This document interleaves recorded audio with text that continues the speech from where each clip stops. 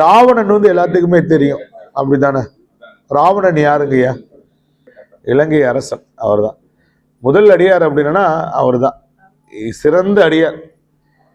திருத்தணியார் சொல்லும் போது சொல்லுவார், அவர் 10 தலை உடையவர் கிடையாது, இறைவன் மேல பற்றுதலை உடையவர் அப்படின்னு சொல்லுவார். அவர் 10 தலை ராவணன் நம்ம சொல்றோம்ல, அந்த 10 தலை கிடையாது, பற்றுதல், அவ்வளவு ஈர்ப்பு, அதை அவ்வளவு ஒரு இது கொண்டவர் வந்து ராவணன் அப்படின்னு சொல்லுவார். அதனாலதான் சுவாமி எல்லாமே அவர் கொடுத்துறாரு. இப்ப எல்லாமே கொடுத்துட்டாரு. இப்ப நம்ம விமானத்துல பறக்கிறாரு, புஷ்ப விமானத்துல பறக்கிறாரு. இப்ப நேரம் வரும்போது முன்னாடி ஒரு மலை இருக்குது, பெரிய மலை இருக்குது. அவர் என்ன பண்றாரு, நம்ம என்ன பண்ணுவோம், சாமி ஆணவத்தை கொடுத்து, அதாவது எல்லாமே கொடுத்துட்டா என்ன வந்துடும் அந்த இடத்துல, ஒரு ஆணவம் ஒன்று வந்துடும், அகந்தை வந்துடும். அப்ப நேரம் பார்த்தோன்னே அவருக்கு ஒரு அகந்தை என்ன அப்படின்னா, நம்ம ஏன் இந்த மலையை இப்படி சுத்தி போகணும், நமக்கு வலிமையை சாமி கொடுத்துருக்காருல்ல, இதை அப்படியே என்ன பண்ணிடலாம், எடுத்து ஓரம் வச்சுட்டு நம்ம நேரா போகலாம் அப்படின்னு நினைக்கிறாரு. சாமி ஒரே கூடிய இடம் வந்து என்னது, கைலாய மலை. அந்த மலையை பேர்த்துறதுக்கு சாமி ஒண்ணுமே பண்ணலை. ஏன்னா அடியார், அவனை எதுவும் பண்ணவே முடியாது. என்ன பண்றாரு, அதனால அப்படியே மெதுவா தன்னோட கட்டவரலால என்ன பண்றாரு, லைட்டா அப்படியே தொட்டு பிடிக்கிறாரு. அதுல துடிச்சு போயிறாரு, தாங்க முடியல, அலறாரு. அப்ப வாகீச முனிவர்னு அங்க முனிவர் வராரு. முனிவர் தான் இந்த என்ன, வாகீச முனிவர் தான் சொல்றாரு, அப்பா சுவாமிக்கு இசைனா பிடிக்கும், கானம்னா பிடிக்கும், அதனால நீ கானம் பாடு அப்படின்னு உனக்கு தன்னோட கை நரம்பெல்லாம் எடுத்து சாமகானம் பாடுறாரு. சாமகானம் பண்ணோன்னுக்கு என்ன நடக்குது, அங்க சாமி இசைக்கு மயங்கி எதுக்கு வேண்டி சாமகானம் பாடினார் ராவணன் வந்து, சாமி அந்த கட்டவரல் அமைக்கி பிடிச்சிருந்தாரு, அந்த விரலை எடுக்கிறதுக்கு வேண்டிதான் என்ன பண்றாரு ராவணன் வந்து சாமகானம் பாடுறாரு, பாட்டு பாடுறாரு. இப்போ பாட்டு பாடினா சாமி என்ன பண்ணிருக்கணும், காலை எடுத்துருக்கணும், அப்படித்தானே?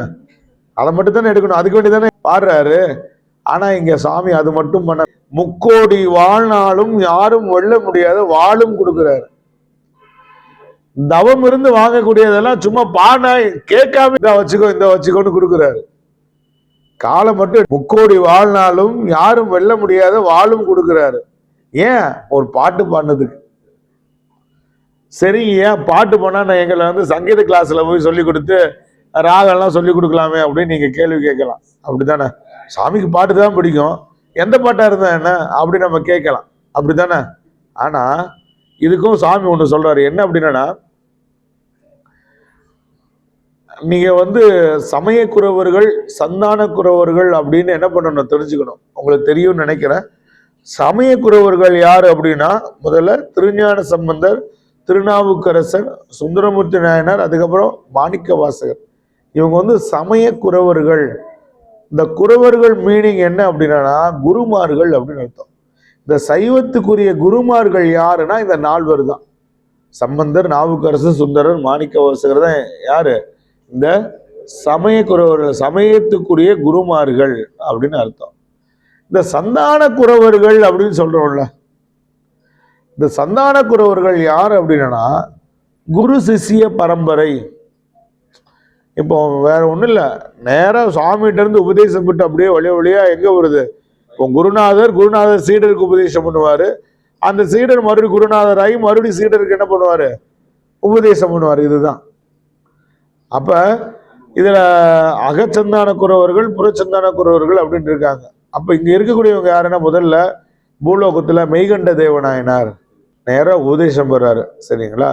அதுக்கப்புறம் அருணந்தி சிவாச்சாரியார், அதுக்கப்புறம் மறைஞான சம்பந்தர், அதுக்கப்புறம் உமாபதி சிவம். இந்த 4 பேர் இருக்கிறாங்க. இவங்க தான் நமக்கு சாஸ்திர நூல், சித்தாந்த நூலை வந்து அருளை செய்தவர்கள். இது 12ஆம் 13ஆம் நூற்றாண்டுக்கு அப்புறம் தான் நமக்கு கிடைக்குது. இதுல என்ன அப்படின்னா, இந்த மெய்கண்டாரோட அவதாரத்துக்கு ஏதுவாக இருந்தது நம்மளுடைய திருமுறை. அப்படி என்னங்கய்யா திருமுறையில இருந்தது அப்படின்னு கேட்கலாம். கவனிங்க, காலையிலே போர் அடிக்குதுங்களா ஐயா? இல்லை, சில விஷயங்கள் சொல்லணும் அப்படிங்கிறதுக்கு வேண்டியதான் பொதுமானவர்கள் உங்களுக்கு தெரியணும் அப்படிங்கிறதுக்கு வேண்டியதான் சொல்றோம்.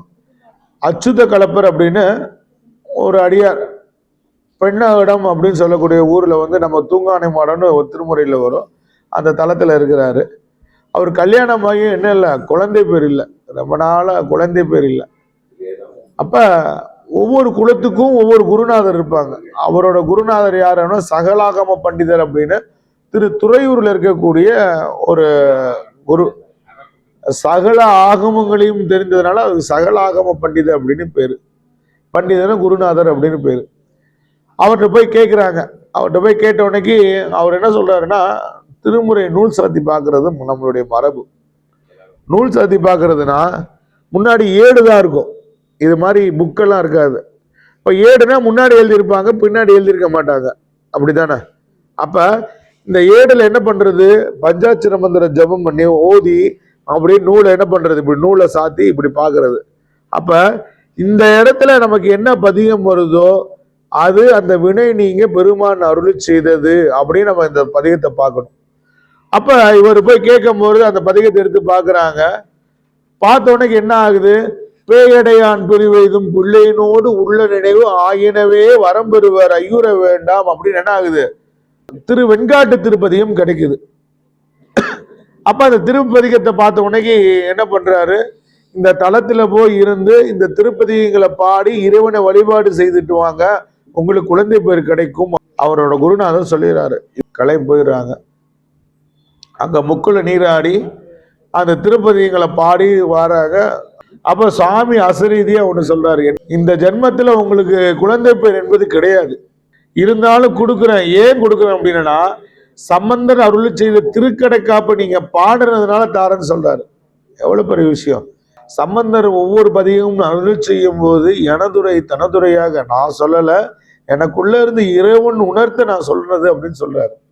அப்ப இங்க என்ன ஆகுதுன்னா, நமக்கு இந்த ஜென்மத்துல கிடைக்கலன்னு இருந்தாலும் இந்த பதியங்களை பண்ண கிடைக்கும் அப்படின்னு ஒரு சான்று கிடைக்குது. அதுக்கப்புறம் தான் அங்க அந்த குழந்தை பிறக்குது. அதுக்கு வெண்காட்டு சுவேதவனேஸ்வர பெருமானோட திருநாமத்தை வைக்கிறாங்க. அதுக்கப்புறம் இங்க சுவாமி அந்த மெய் உணர்ந்ததுனால மெய்கண்ட தேவநாயனார் அப்படின்னு பேர் வருது திருவெண்ணெய்நல்லூர்ல. நமக்கு இந்த ஜென்மத்துல ஏதாவது கிடைக்க கூடாதுன்னு இருந்தாலும் இந்த பதியங்களை பாடுறதுனால என்ன ஆகும், நமக்கு கிடைக்கும். அப்ப இந்த பதிகத்தை நம்ம பண்ணோட பாடுறா என்ன கிடைக்கும், ஏற்கனவே சாமி இசைக்கு மயங்கி என்ன பண்ணுவாரு, கேட்காதெல்லாம் கொடுப்பாரு. இப்போ இந்த வாழ்நாள்ல கிடைக்க கூடாது கிடைக்கும் அப்படிங்கிற அளவுக்கு ஒரு பண்ணோட நம்ம பாடுறோம் அப்படின்னா என்ன கிடைக்கும், கேட்காத எல்லாமே கிடைக்கும். என்ன சொல்றாரு, இந்த மண்ணுலகம் இல்லாத விண்ணுலகமும் நமக்கு கிடைக்கும் அப்படின்னு சொல்றாரு. சரிங்களா? ஒவ்வொரு விஷயமும் நமக்கு ரொம்ப அற்புதமா சொல்லியிருக்கிறாங்க. அப்ப இந்த திருமுறைகளை பாடுறதுனால நமக்கு என்ன பலன் அப்படின்னா, அளவற்ற பலன். இதுதான் நமக்கு பலன் அப்படின்னு நம்ம என்ன பண்ண முடியாது, சொல்ல முடியாது. அந்த அளவுக்கு நமக்கு சாமி என்ன பண்றாரு, அந்த பலன் கொடுக்குறாரு. மொத்தம் ஒரு 24 பண்கள் தான் இருக்குது அந்த திருமுறையை பொறுத்த வரைக்கும். மொத்தம் 12 திருமுறைகள் அப்படிங்கிறத நம்ம சைவ நூல். சரிங்களா? சில விஷயம் குறிப்படுத்திக்கோங்க.